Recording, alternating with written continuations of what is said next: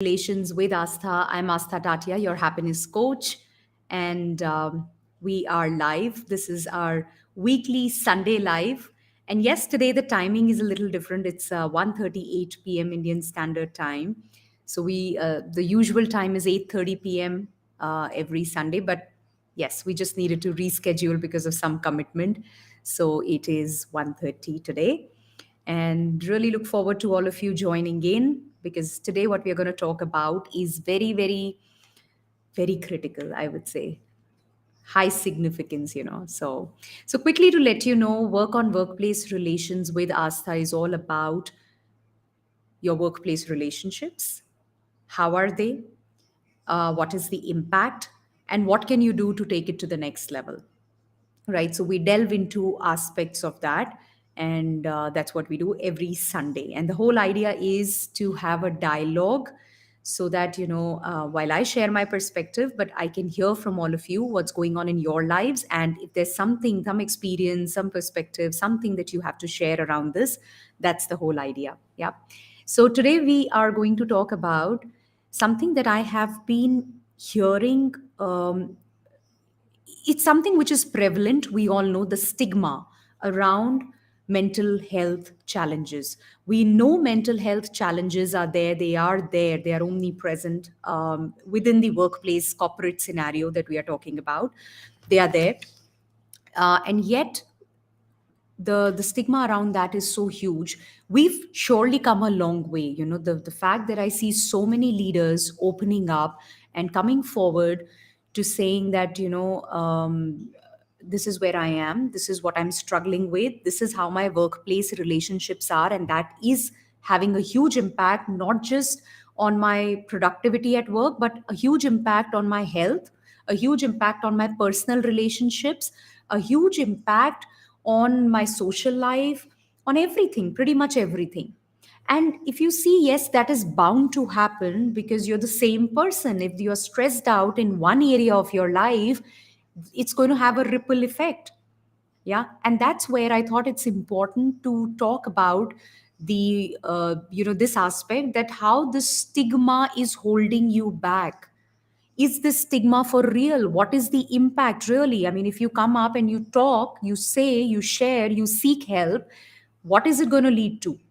And then, if you're not doing that, if you're holding yourself back, what is the impact? Right? So that's what I want to talk about today. Something you all would have heard about, something you all would have spoken, but certain perspectives that I just wanted to bring forth. Yeah, like a reminder. This was a sounding bell, alarm, whatever you want to call it. Yeah. So I want to start by sharing some statistics here that I do every time in my masterclass. And one of these surveys that was done for some 1,000+ full-time American employees. This was done by Netcoat. Amongst other findings, one of those was that about a 25% of these employees, these executives, only a 25% were comfortable asking for a mental health day. Yeah, so such is the stigma around the whole thing. And then there was this another survey done by GI Group, which was for all, which is in the Indian context, all major Indian cities. Some 1,000+ employees and some 350+ employers were a part of this survey. And very interesting findings. A 78% of employers, 78% believe that workplaces influence mental health. Yeah. 94% are also aware of the mental health issues. A 70% of these employers believe that yes, it is damaging the business. But only a 9% of these employers said that they were really taking action to do something about it, to fix it. Right? While on the other side, the employees, 79% of the employees believe that leadership plays the top role in influencing their mental health. And you know what is amazing? It's like UN, I'm sorry, WHO, World Health Organization, has estimated the economic losses because of these mental health issues, economic losses in India between 2012 to 2030.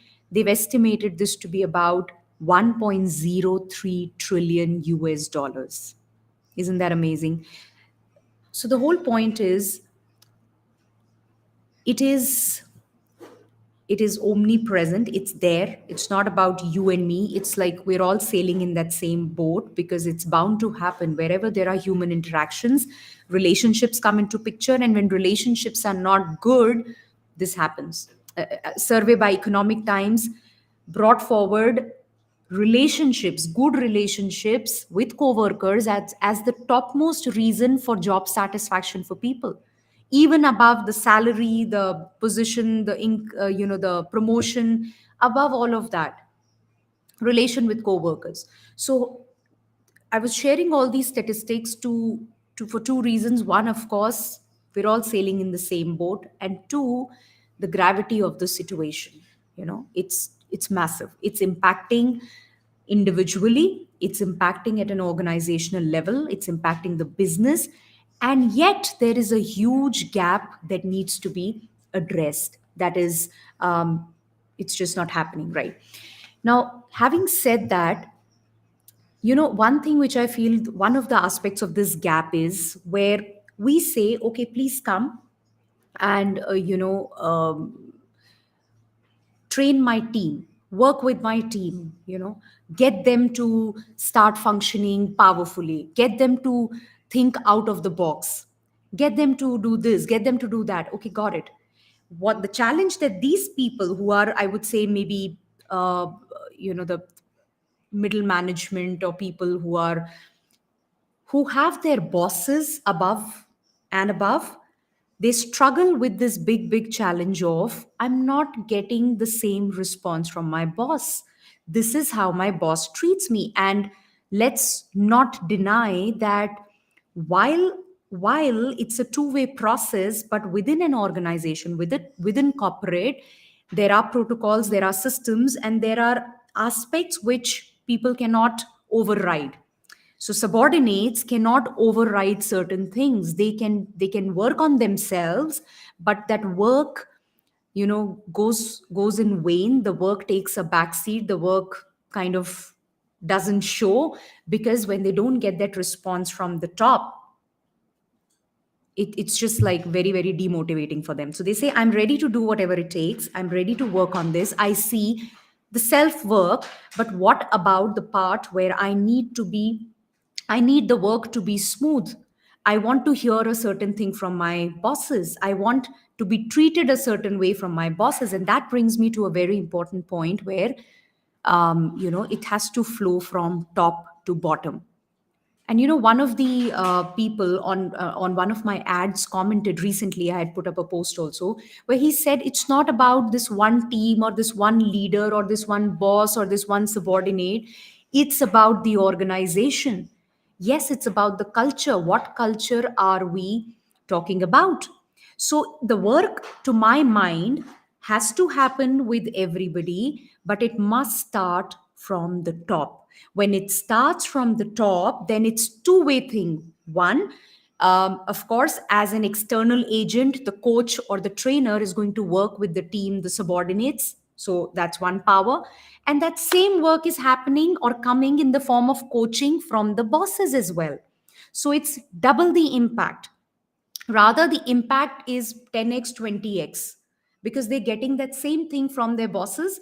So I feel it just needs to happen at that level. Now, what is interesting is, one, um, at that level, what I see, still there's a huge gap. Lot of these leaders say there are interventions, but they're more either the more technical focused, or they are just not there. There's no time available.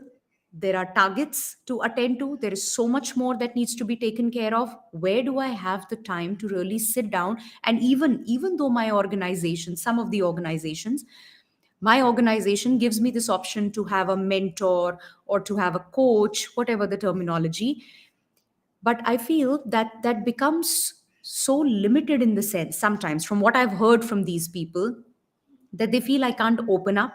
I'm not comfortable opening up. There is so much at the source. There is such a huge baggage behind whatever is happening, all of this.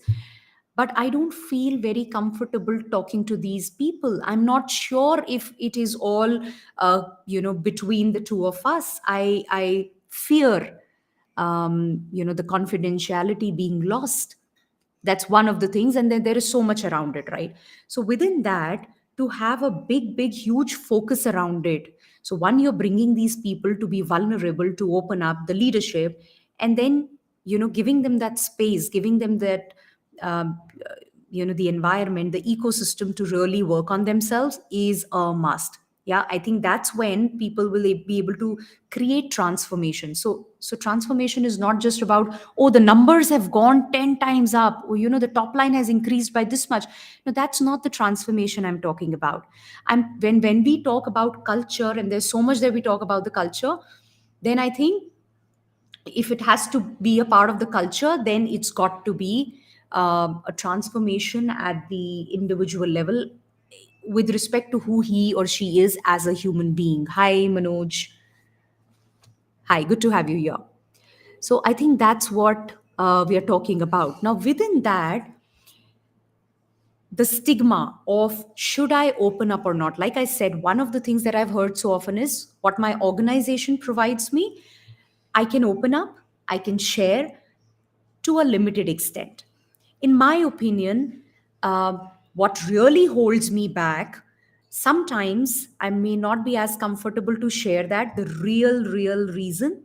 And when I don't share that, it doesn't serve the purpose. So one, it is important to really be able to do that. Now within that, what can be done at organizational level, at individual level, right? People need to stand committed to their mental health, right? A lot of times, oh, my organization doesn't do this, my the leadership doesn't provide for this. I got it, but what is it that you're dealing with? Do you understand, or do you realize the impact it is having on you as an individual and your team and the whole environment, the whole culture out there? So if that is happening, then do you really want to wait for somebody to extend that support to you, come and ask you? All I want to say here is that you need to stand committed to your mental health, and which then involves breaking free of that stigma. I can't let the other person know that I'm struggling. I can't let X know, Y know, Z know. Well, it's not a disease. It's not a disease. And what you don't realize, that if you don't address this, it may not take time for it to turn into one. If you don't address this, it may very quickly lead to fiercer consequences, and you don't want that, right? It leads to very highly reduced productivity. So all that impact is there when you're not able to bring your focus, your energy, your peak performance there because of this. It also has an impact on your health, so it physically manifests. I've had clients. One of the clients, I think I did mention earlier also, dealing with paralysis, all because he was a high achiever, high performer, very high potential, very senior leader, but suffered paralysis. And so I'm just trying to tell you that if this is not made a priority and you don't figure out a way to speak up, and I'll just come to that, how part of it, how can you do that? But if you don't first commit to yourself, right? Kaise hoga, we'll come to that. But first commitment has to be, I'm not living with this. I'm not living with this. For what? For what? For this organization, for this job, for the promotion, for the salary, for what? And then we're constantly penalizing ourselves. I'm not doing this, I'm not good enough, I'm not performing to the peak, etc., etc. Can you just bring that compassion? Be very clear that the first commitment has to be here. Do that work on yourself now. The stigma. Because if I do that, if I reach out, then I reach out to whom? In my organization, do I go to the HR? Do I go to my boss? Well, if need be, why not? That's what we need to break free of.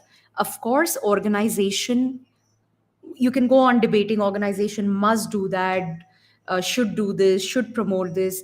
That's definitely one part of it, where what needs to be done at an organizational level. But the other part of it is irrespective. I am not talking to the founder of an organization, of a business, or to the head of an organization. I'm talking to you who's listening here, to you as an individual. And I'm saying, if your mental health is not in the best shape, what do you want to do? How committed are you about that? That's what I'm talking about. And that's the stigma I'm talking about, right? So that stigma needs to be broken free of. What can you do? If you think, I know you can maybe not just go drastic instantly, but I think if you feel within within the confidentiality that you want for yourself, you can always reach out to somebody professionally and seek that help. You can talk to somebody. You can start by talking to somebody who you have absolute faith in, you feel comfortable with, who you've been talking to. You think there's no such person, then maybe you could figure out and go to somebody who's professional. Confidentiality, there is a protocol. It's not something milega ya nahi milega. It's there, you get it. So if that's what's holding you back, please, that will be taken care of. So just remove that. The second thing, what a lot of people think is, oh, there's a problem with me. If I am really going and talking about my mental health, is that a problem with me? Well, it's not. Everybody in different levels of intensity are dealing with some or the other mental health issue, which is what the statistics also indicated, what I just mentioned, right? But the thing is, do you want to wait for it to get to a level where then you have no option, no choice left? Or you say that I don't want it to be like 80-20. Oh, 80% it's amazing, 20 to thoda sa challenge hai, kya farak padta hai? No, the 20 will become 40 in no time, because you don't even realize what you are strengthening here. I've had leaders in a course of 1 year, just because they didn't work on themselves, they didn't prioritize their mental health, they've reduced themselves from an action taker, opportunity seeker, a go-getter, to a mechanical robot, just implementing tasks and trying to escape situations. I've had those leaders. They cannot be more hurtful than disconnecting, anything more hurtful than disconnecting from yourself, right? So what I'm talking about is, you've got to get over the stigma. What is the stigma about? Confidentiality. You have ways where that can be taken care of.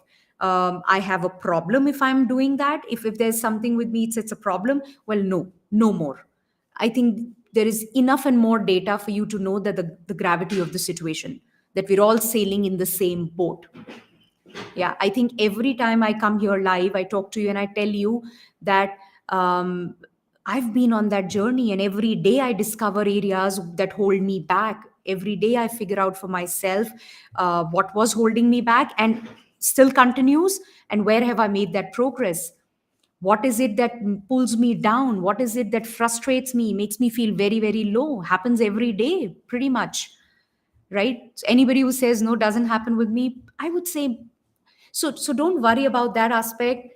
Get on with it. Everything else will fall in place. But this is my big, big, big message, a big reminder, whatever you want to take it as. Please don't hold yourself back.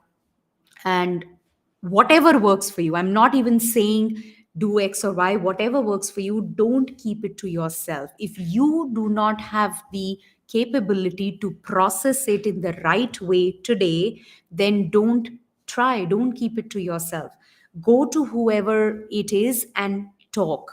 If it's a family member, if it's a friend, at least let it out, and then get some professional help, if that's what it is, right? But move beyond the stigma, right? That, I think, would be the biggest commitment that you can make to yourself, right? Make that commitment to yourself, come what may, wherever I am, whatever I'm doing. The first commitment is my mental health, my mental health. And let me tell you, there are no ifs and buts around it, that such and such issues are good to have, okay to have, and such things are a big no no. What will people say? No, you have no idea how this brain tricks us, how this brain tricks us. And that's where you need all the love and compassion for yourself, right? I hope the message is loud and clear. I repeated a lot of things just so that it gets in here.